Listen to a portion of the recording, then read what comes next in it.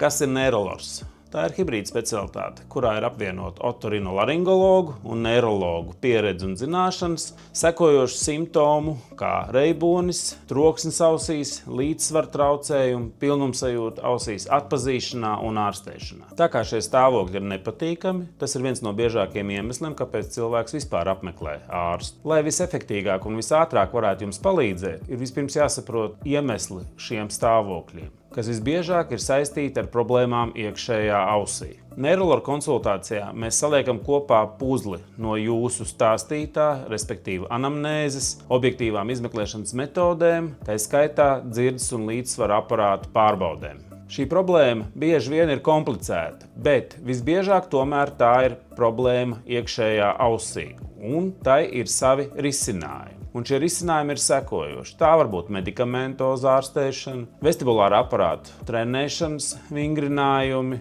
un kognitīvo-behaviorālā terapija, ja nepieciešams. Ja tomēr problēma nav iekšējā ausī, tad neirologs noteikti būs tas speciālists, kurš jums precīzāk varēs pateikt, pie kura speciālista doties.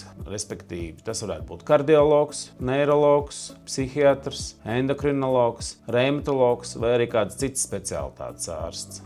Tā kā šie simptomi ir nepatīkami un dzīves kvalitāti ietekmējoši, ilgstoši neārstējot, tie mēdz hronizēties. Un tad jau ārstēšana un diagnostika kļūst daudz komplicētāka. Tāpēc neirologs būtu labākā izvēle, ja jūs saskaraties ar šāda tipa sūdzībām.